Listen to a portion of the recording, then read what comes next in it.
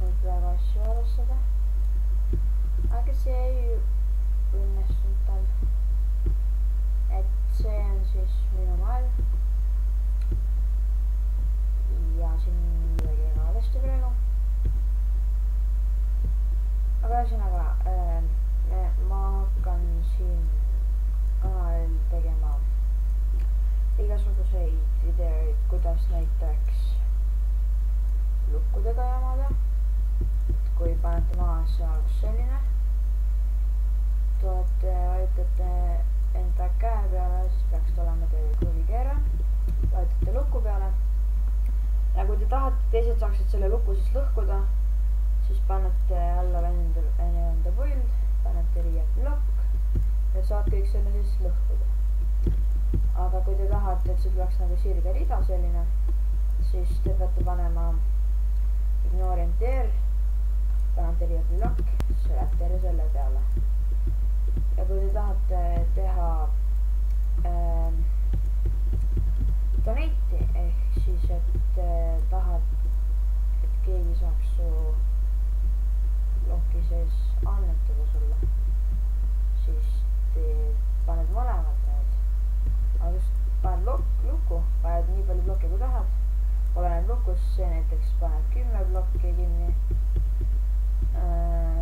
siis see paneb 50 blokki kinni, ei 100. Ja oli ka üks, mis on rohkem. Ja siis siia panete blokid ümber. Ja põhimõtteliselt siin sees nad saavad lõhkuda. Aga sina saad ainult asjad kätte võtta või nagu kinni. Et nad saavad siit lõhkuda niimoodi. Ja. Et nad siia võivad enda blokke panna. Igasuguseid ja lihtsalt lõhuvad need ära ja siis te saate neid seelida.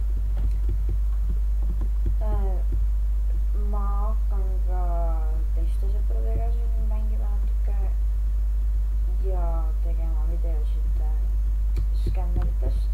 Ehk siis kui keegi on sellises ruumis või nagu kui keegi sind tõmbab enda juurde, et on siin onja või nagu sa oled siin, siis ja kui tema on seal ja no põhimõtteliselt tema viskab siia midagi head, mingi no näiteks niimoodi, siis sina, kui ta ütleb, et mingi dropp on ja siis ütle kas ma olen recording